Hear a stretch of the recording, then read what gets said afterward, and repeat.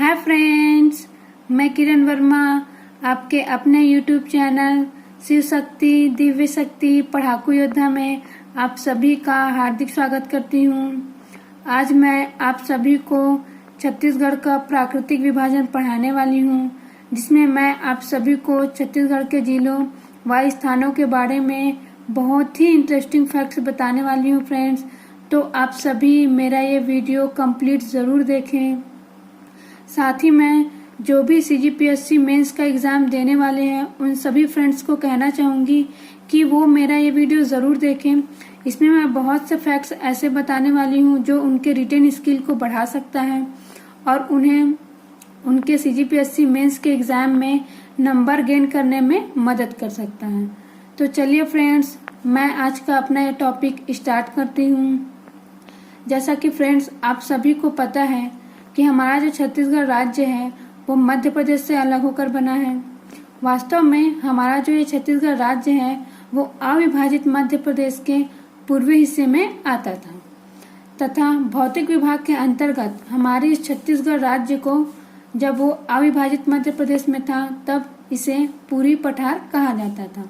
एक बार फिर से सुनिए फ्रेंड, हमारा जो छत्तीसगढ़ राज्य था जब वो अविभाजित मध्य प्रदेश के अंतर्गत था तब इसे भौतिक विभाग के अंतर्गत पूर्वी पठार कहा जाता था। ये जो हमारा छत्तीसगढ़ राज्य है फ्रेंड्स, उसमें अविभाजित मध्य प्रदेश के पूर्वी पठार का लगभग आधा पूर्वी हिस्सा आता है।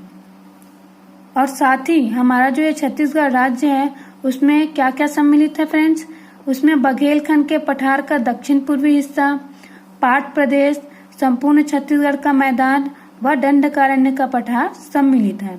एक बार फिर से सुनिए फ्रेंड्स, छत्तीसगढ़ में बघेलखंड के पठार का दक्षिण पूर्वी हिस्सा, पाट प्रदेश, संपूर्ण छत्तीसगढ़ का मैदान व दंडकारण्य का पठार सम्मिलित है।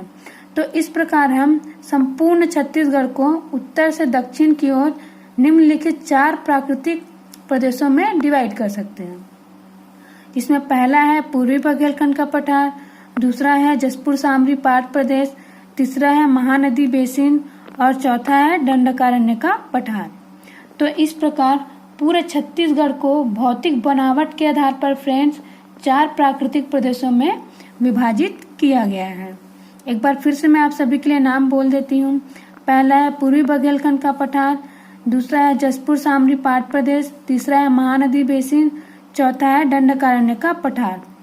अब आप सभी सोच रहे होंगे कि ये पूर्वी बघेलखंड का पठार आखिर है क्या।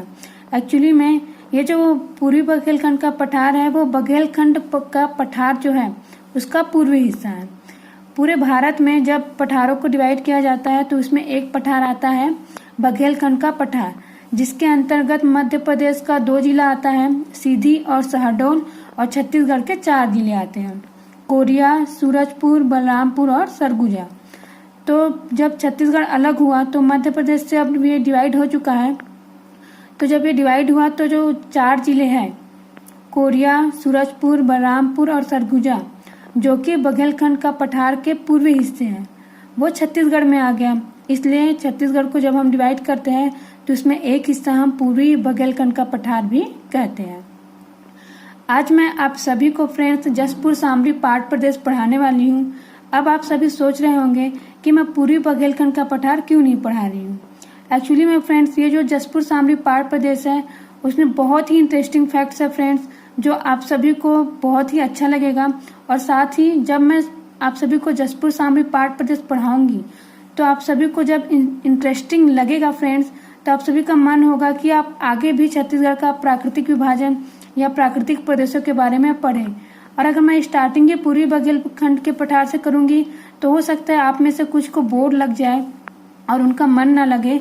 इसलिए मैं सबसे पहले आप सभी के लिए जो सबसे अच्छा टॉपिक है या फिर सबसे अच्छा भाग है इन चारों में, जसपुर सामरी पाट प्रदेश, जिसमें बहुत ही इंटरेस्टिंग फैक्ट्स आते हैं छत्तीसगढ़ के, वो पढ़ा रही हूँ फ्रेंड्स, जो आपके एग्जाम्स के दृष्टिकोण से बहुत ही ज़्यादा इम्पोर्टेंट है। और साथ ही जब एक बार आप इसे पढ़ लेंगे तो आपको आगे पढ़ने का मन भी करेगा। तो चलिए फ्रेंड्स, अब हम स्टार्ट करते हैं जसपुर सामरी पाट प्रदेश। पहले ये स्टार्ट करने से पहले मैं आप सभी को एक और बात बताना चाहूँगी। आप सभी अपने स्क्रीन पर देखिए, एक मैप शो हो रहा है जिसमें बहुत ही अच्छे से दिखाई दे रहा है कि कहाँ पर दंडकारण्य का पठार है, कहाँ पर छत्तीसगढ़ का मैदान या फिर जिसे हम महानदी बेसिन कहते हैं वो है, और कहाँ पर बघेलखंड का पठार है। और साथ ही जसपुर पाट प्रदेश जो कि हाईलाइट नहीं है, लेकिन मैं उसे स्क्वायर ब्रैकेट में कर दी हूँ आप सभी के लिए हाईलाइट। तो मैं आप सभी को ये बताना चाहती हूँ इस मैप के थ्रू कि कहाँ पर छत्तीसगढ़ का जो विभाजन किया गया है वो कहाँ पर स्थित है। मीन्स मैं ये बताना चाहती हूँ कि जो छत्तीसगढ़ का प्राकृतिक विभाजन किया गया है उसके कौन कौन से हिस्से कहाँ कहाँ पर स्थित हैं। जैसे पूर्वी बघेलखंड का पठार उत्तरी हिस्से में आता है, और साथ ही जो जसपुर शामली पाट प्रदेश है वही उत्तरी हिस्से से कटकर आपके पूर्वी में आ जाएगा, और फिर जो छत्तीसगढ़ का मैदान या फिर महानदी बेसिन है वो मध्य में आएगा, और जो दंडकारण्य का पठार है वो दक्षिण में आएगा। तो मैं आप सभी को इस मैप के थ्रू यही बताना चाहती थी कि जो चारों प्राकृतिक प्रदेश है छत्तीसगढ़ के वो छत्तीसगढ़ के किस किस भाग में है। तो चलिए फ्रेंड्स, मैं आज का अपना ये टॉपिक स्टार्ट करती हूँ बहुत ही अच्छे तरीके से, जसपुर शामली पाट प्रदेश। आइए फ्रेंड्स, हम देखते हैं कि जसपुर शामली पाट प्रदेश में क्या क्या सम्मिलित है। तो ये जो जसपुर शामली पाट प्रदेश है फ्रेंड्स, इसके अंतर्गत संपूर्ण जसपुर जिला आता है, साथ ही सरगुजा के 2 तहसील सीतापुर व लुंड्रा तथा बलरामपुर का एक तहसील शामली कुशमी आता है। मैं एक बार फिर से इसे लिखी हूँ फ्रेंड्स, क्योंकि जसपुर जिला तो संपूर्ण रूप से शामिल ही है जसपुर शामली पाट प्रदेश में, लेकिन सरगुजा के सिर्फ 2 तहसील शामिल हैं और साथ ही बलरामपुर का केवल 1 तहसील शामिल है। तो हो सकता है कभी भी सीजी व्यापम में क्वेश्चन बन जाए कि सरगुजा के कौन कौन से तहसील शामिल हैं। तो ये है सीतापुर और लुंड्रा तहसील, और साथ ही बलरामपुर का कौन सा तहसील शामिल है, शामली कुशमी, जो कि आप सभी के लिए बहुत इम्पोर्टेंट है। ये जो हमारा जसपुर शामली पाट प्रदेश है फ्रेंड्स, वो छत्तीसगढ़ का सबसे छोटा प्राकृतिक प्रदेश है, और साथ ही यह प्रदेश जो है वो पूर्वी बघेलखंड के जो पठार है उसके पूर्व में है, वह छोटा नागपुर के पठार के पश्चिम में स्थित है। तो अभी आप सोच रहे होंगे कि पूर्वी बघेलखंड का पठार तो हमने मैप में देख लिया, लेकिन ये छोटा नागपुर का पठार कहाँ है। तो एक्चुअली में ये जो छोटा नागपुर का पठार है वो झारखंड के अंतर्गत आता है, और जब मैं आप सभी को मैप समझाई थी तो बहुत अच्छे से बता चुकी हूँ कि हमारा जो छत्तीसगढ़ राज्य है वो झारखंड के पश्चिम में पड़ता है। तो चूंकि छोटा नागपुर का पठार जो है झारखंड में स्थित है, तो हमारा जो ये जसपुर शामली पाट प्रदेश है या फिर जो छत्तीसगढ़ राज्य है वो छोटा नागपुर के पठार के पश्चिम में है। और इसका कुल क्षेत्रफल जो जसपुर शामली पाट प्रदेश है उसका कुल क्षेत्रफल 6208 वर्ग किलोमीटर है। और एक जो मैं बहुत ही हाईलाइट कर रही हूँ आप सभी के लिए कि ये जो हमारा जसपुर शामली पाट प्रदेश है छत्तीसगढ़ का प्राकृतिक विभाजन, वो छत्तीसगढ़ का सबसे छोटा प्राकृतिक प्रदेश है। आप सभी ये जरूर याद रखिए। तो ये जो जसपुर शामली पाट प्रदेश है उसका कुल क्षेत्रफल है फ्रेंड्स 6208 वर्ग किलोमीटर, जो छत्तीसगढ़ के कुल क्षेत्रफल का 4.59% है। कितना है? छत्तीसगढ़ के कुल क्षेत्रफल का 4.59% है। और छत्तीसगढ़ का कुल क्षेत्रफल कितना है फ्रेंड्स? छत्तीसगढ़ का कुल क्षेत्रफल है 135192। कितना है? 135192 वर्ग किलोमीटर, अर्थात 1,35,192 वर्ग किलोमीटर। अब आपकी स्क्रीन पर जसपुर शामली पाट प्रदेश का मैप शो हो रहा होगा फ्रेंड्स। इसमें मैं सारे इम्पोर्टेंट फैक्ट्स जो कि जसपुर शामली पाट प्रदेश से रिलेटेड है वो पूरा शो कर दी हूँ, जो आप सभी के एग्जाम के लिए बहुत ही इम्पोर्टेंट है। इनमें से बहुत सारे फैक्ट्स एग्जाम में आ भी चुके हैं और साथ ही आगे आने की संभावना भी है। तो आप सभी मैप को देखते रहिए फ्रेंड्स। मैं एक एक करके सारे इम्पोर्टेंट फैक्ट्स बताते जाऊंगी, आप सभी मैप को देखकर समझते जाएं। और साथ ही मैं जैसे जैसे आप सभी को बताती जाऊंगी, आप एक एक फैक्ट्स को बहुत ही अच्छे तरीके से याद भी कर लें, जिससे एग्जाम में आप सभी को कोई भी डिफिकल्टी ना हो। अगर मेरा ये वीडियो एक बार देखकर या फिर सुनकर आप सभी को ये फैक्ट्स याद ना हो तो एक बार फिर से मेरा ये वीडियो जरूर देखिए फ्रेंड्स। मैं एकदम श्योर हूँ कि आप सभी को 2 बार ये वीडियो देखने पर सारे इम्पोर्टेंट फैक्ट्स जरूर याद हो जाएंगे। तो चलिए फ्रेंड्स, मैं इम्पोर्टेंट फैक्ट्स बताते जा रही हूँ। आप सभी मैप को देखकर समझते जाइए। तो जैसा कि फ्रेंड्स मैं आप सभी को बताई कि ये जो जसपुर सामरी पाट प्रदेश है उसमें पूरा जसपुर जिला तो आता ही है, साथ ही सरगुजा के 2 तहसील आते हैं, सीतापुर और लुंड्रा, तथा बलरामपुर का एक तहसील सामरिक उसमें आता है। तो ये जो सरगुजा का सीतापुर तहसील है वही क्या स्थित है, मैनपाट स्थित है। आप सभी मैनपाट को जानते होंगे। ये जो मैनपाट है वो सरगुजा के सीतापुर तहसील में स्थित है, जो छत्तीसगढ़ के शिमला के नाम से प्रसिद्ध है। और ये जो मैनपाट है वो ठंडा प्रदेश होने के कारण ही यहाँ 1962 में तिब्बतियों को बसाया गया था। मैं जब आप सभी को इम्पोर्टेंट फैक्ट्स से रिलेटेड वीडियो बनाई थी आप सभी के लिए, तो उसमें मैं ये सारी बातें बता चुकी हूँ कि मैनपाट को छत्तीसगढ़ का शिमला कहा जाता है और यहाँ पे सन 1962 में तिब्बतियों को बसाया गया था। तो इसमें बहुत सारे फैक्ट्स आप सभी को वो भी मिलेंगे जो मैं आप सभी को अपने पिछले वीडियोस में इम्पोर्टेंट फैक्ट्स का जो वीडियो बनाई थी उसमें मैं बता चुकी हूँ। तो ये वीडियो देखकर आप सभी का रिवीजन भी हो जाएगा। तो चलिए फ्रेंड्स, मैं आगे आप सभी को बताती हूँ। तो जैसा कि अभी मैं आप सभी को बताई कि मैनपाट ठंडा प्रदेश होने के कारण यहाँ 1962 में तिब्बतियों को बसाया गया था। और ये जो तिब्बती लोग होते हैं वो एक्चुअली में बौद्ध धर्म को मानने वाले हैं, इसलिए मैनपाट में बौद्ध संस्कृति का उत्कृष्ट दर्शन होता है। मैनपाट को ही छत्तीसगढ़ का इको पॉइंट भी कहा जाता है। फ्रेंड्स, ये बहुत ही इंपॉर्टेंट क्वेश्चन है कि छत्तीसगढ़ का इको पॉइंट किसे कहा जाता है। तो छत्तीसगढ़ का इको पॉइंट मैनपाट को ही कहा जाता है। साथ ही यही मैनपाट में एक प्रसिद्ध दलदली क्षेत्र है जिसे छत्तीसगढ़ का टाइगर पॉइंट कहते हैं। देखिए फ्रेंड्स, ये दूसरा इंपॉर्टेंट फैक्ट है आप सभी के याद रखने के लिए।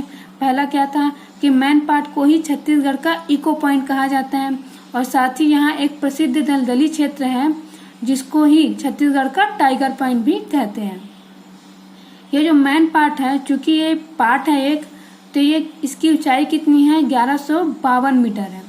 ये जो मैनपाट है उसकी ऊंचाई कितनी है, 1152 मीटर है। ये भी इम्पोर्टेंट है फ्रेंड्स, आप सभी याद रखिए। ये जो हमारा मैनपाट है उसकी ऊंचाई 1152 मीटर है। मैनपाट से 2 नदी मांड और रैंड निकलती है। मैप में आप सभी को शो हो रहा होगा कि रैंड नदी निकल रही है और मांड नदी निकल रही है। ये जो रैंड नदी है वो उत्तर की ओर जा रही है फ्रेंड्स, आप सभी मैप में देखिए, और जो ये मांड नदी है वो नीचे की ओर आ रही है।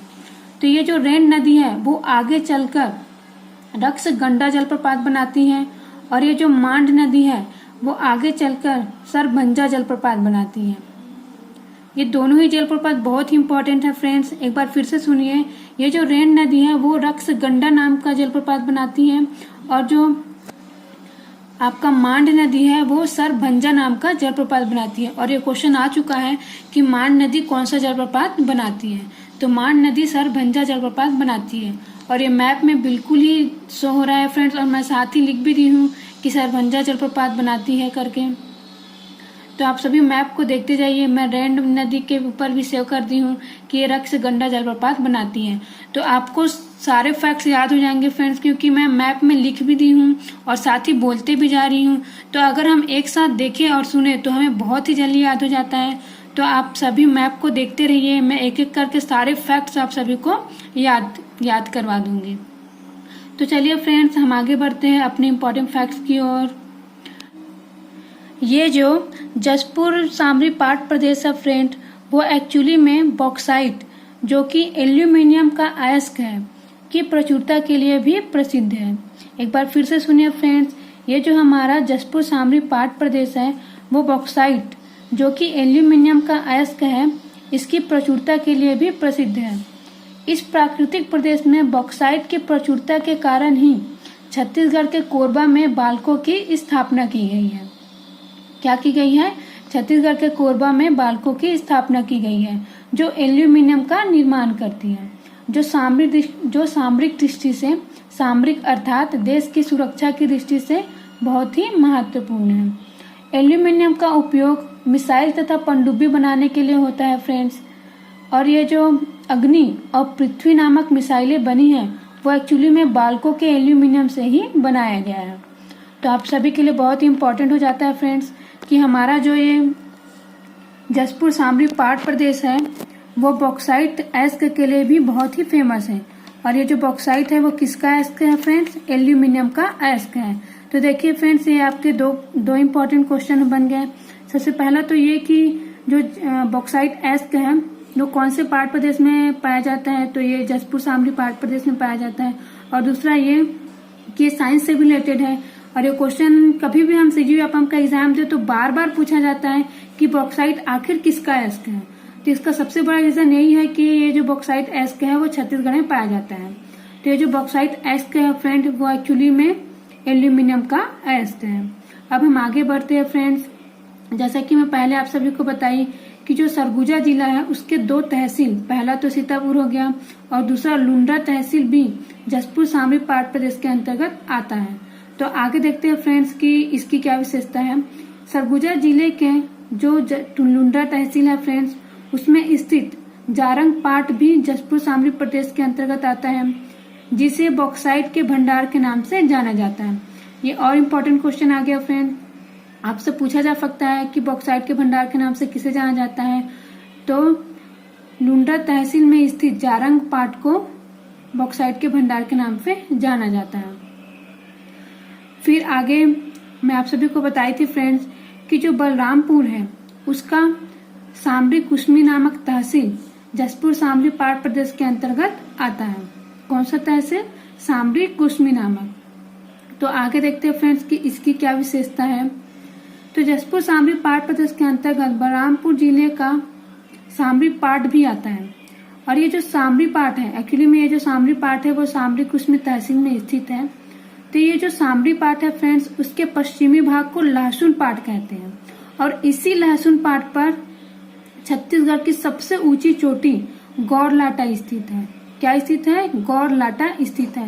ये छत्तीसगढ़ की सबसे ऊंची चोटी है फ्रेंड्स, जिसकी ऊंचाई 1225 मीटर है।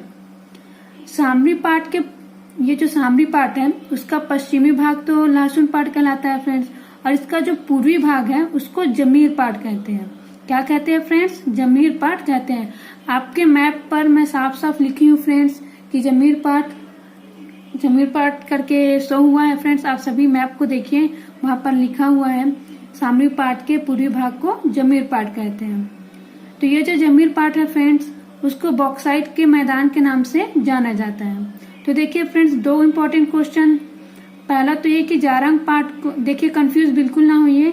जो जारंग पाट है उसको बॉक्साइट के भंडार के नाम से जाना जाता है, और जो जमीर पाट है उसको बॉक्साइट के मैदान के नाम से जाना जाता है। और सबसे ऊंची चोटी कौन सी है फ्रेंड्स? ये मैं इम्पोर्टेंट फैक्ट्स का जो वीडियो बनाई थी उसमें भी कवर कर चुकी हूँ, फिर भी आप सभी को एक बार और याद दिला देती हूँ। गौरलाटा है, छत्तीसगढ़ की सबसे ऊंची चोटी है गौरलाटा, और जिसकी ऊंचाई कितनी है? 1225 मीटर। इसे भी याद रखिए फ्रेंड्स, आप सभी के लिए बहुत इंपॉर्टेंट है। अब हम आते हैं फ्रेंड जसपुर जिले के ऊपर, क्योंकि जसपुर सामरी पाट प्रदेश पढ़ है तो उसमें पूरा जसपुर जिला आता है। तो ये जो जसपुर जिला है वो इसमें जसपुर पाट है। अब जसपुर जिले में क्या है? जसपुर पाट है, जो सबसे बड़ा पाट प्रदेश है। जसपुर जिले में ही एक तहसील आता है, बगीचा तहसील। क्या आता है? बगीचा तहसील, जहाँ पेंड्रा पाट है, और इस पेंड्रा पाट को छत्तीसगढ़ का बगीचा कहते हैं। ये मैप में शो हो रहा है फ्रेंड्स कि छत्तीसगढ़ का बगीचा पेंड्रा पाट को कहते हैं। ये मैं मैप में लिख दी हूँ, आप सभी देखिए उसको। तो मैंने क्या कहा फ्रेंड्स कि जो जसपुर जिला है उसमें एक तहसील है बगीचा, और इस बगीचे तहसील में स्थित है पेंड्रा पाट, और इस पेंड्रा पाट को छत्तीसगढ़ का बगीचा कहते हैं। इससे 2 नदियां निकली है फ्रेंड्स जो मैप में दिख रही है। एक नदी है ईप नदी और दूसरी नदी है कन्हार नदी। आप सभी देखिए फ्रेंड्स मैप को। जो ईप नदी है फ्रेंड्स वो उड़ीसा की ओर जा रही है, और जो कन्हार नदी है फ्रेंड्स वो ऊपर की ओर जा रही है, बलरामपुर की ओर। आप सभी देखिए फ्रेंड्स मैप को। आप सभी ऐसे याद रख सकते हैं कि पेंड्रा पाट से जो 2 नदियां निकलती हैं, ईब नदी और कन्हार नदी, उनमें कन्हार नदी ऊपर की ओर जा रही है, उत्तर की ओर, और जो ईब नदी है वो दक्षिण की ओर आ रही है। तो जो ईब नदी है वो उड़ीसा की ओर जाती है, और कन्हार नदी जो है बलरामपुर की ओर जाती है। ठीक है फ्रेंड्स, तो आप ये क्वेश्चन भी इम्पोर्टेंट है। एक्चुअली में ये क्वेश्चन पूछा भी जा चुका है कि ईब नदी जो है कहाँ से निकलती है करके। तो जो ईब नदी है वो पेंड्रा पाट से निकलती है और ये क्वेश्चन सीजी व्यापम में पूछा जा चुका है। अब आगे चलते हैं फ्रेंड्स। जो जसपुर सामरी पाट प्रदेश है उसमें एक क्षेत्र है सन्ना, जिसे उसकी नैसर्गिक सुंदरता के कारण छत्तीसगढ़ का स्विट्जरलैंड कहते हैं। ये भी मैप में शो हो रहा है फ्रेंड्स कि छत्तीसगढ़ का स्विट्जरलैंड सन्ना को कहते हैं, और ये भी मैं पहले ही इंपॉर्टेंट फैक्ट्स में बता चुकी हूँ, तो आप सभी का अच्छे से रिवीजन भी हो रहा है फ्रेंड्स। अब आगे चलते हैं फ्रेंड्स। जसपुर सामरी पाट प्रदेश छत्तीसगढ़ का एक ऐसा प्रदेश है फ्रेंड्स जिसमें अन्य सभी प्रदेशों से अधिक वर्षा होती है और सबसे अधिक ठंड लगती है, तथा यह सबसे ऊंचा क्षेत्र भी है छत्तीसगढ़ का। यह प्रदेश फ्रेंड बहुत अधिक जंगल, पाट, पहाड़ी होने के कारण बुनियादी विकास में पीछे रह गई है। फलस्वरूप यहाँ लोग विरल रूप से बसे हुए हैं, क्योंकि इसका ज्यादा विकास नहीं हुआ है, इसलिए यहाँ पर जो लोग हैं वो विरल रूप से बसे हुए हैं। और ये जो जसपुर सामरी पाट प्रदेश है फ्रेंड्स, उसमें बहुत जंगल होने के कारण यहाँ हाथी और नाग बहुत अधिक पाए जाते हैं, तथा सांपों की अधिकता के कारण ही जसपुर सामरी पाट प्रदेश के अंतर्गत आने वाले एक स्थान तपकरा को छत्तीसगढ़ का नागलोक कहा जाता है। यह भी इम्पोर्टेंट फैक्ट है फ्रेंड्स, आप सभी के लिए याद रखिए आप सभी कि छत्तीसगढ़ का नागलोक किसे कहते हैं। छत्तीसगढ़ का नागलोक तपकरा को कहते हैं। क्यों कहते हैं? क्योंकि यहाँ सांपों की बहुत ही अधिकता है। साथ ही फ्रेंड्स, इस प्रदेश में हाथी झारखंड से महुआ के सुगंध में आकर्षित होकर प्रवेश कर जाते हैं और उनको महुआ इतना अच्छा लग जाता है फ्रेंड्स कि वो इसी प्रदेश में रुक जाते हैं। इस कारण जसपुर में हाथी परियोजना संचालित है फ्रेंड्स। साथ ही ये जो जसपुर जिला है फ्रेंड्स, वहीं पे लुडेग स्थित है, जहां पर टमाटर का उत्पादन इतना ज्यादा होता है कि इस लुडेग को छत्तीसगढ़ की टमाटर राजधानी कहते हैं। और जसपुर में ही फ्रेंड्स कुनकुरी नामक स्थान है, जहां एशिया का दूसरा सबसे बड़ा कैथोलिक चर्च स्थित है। जसपुर में ही फ्रेंड्स कुनकुरी नामक स्थान है, जहां एशिया का दूसरा सबसे बड़ा कैथोलिक चर्च स्थित है। तो इस प्रकार फ्रेंड्स, जसपुर सामरी पाट प्रदेश छत्तीसगढ़ का बहुत ही महत्वपूर्ण भाग है। और मैं उम्मीद करती हूँ फ्रेंड्स कि मैं मैप में सब कुछ आप सभी के लिए शो कर दी हूँ, तो इस मैप को देखकर आप सभी को समझ में आ गया होगा कि किस स्थान को क्या कहते हैं, और साथ ही याद भी हो गया होगा। मैं आप सभी के लिए कुछ इम्पोर्टेंट फैक्ट्स को और अलग से लिख दी हूँ फ्रेंड्स, आप सभी इसको एक बार देख लीजिए।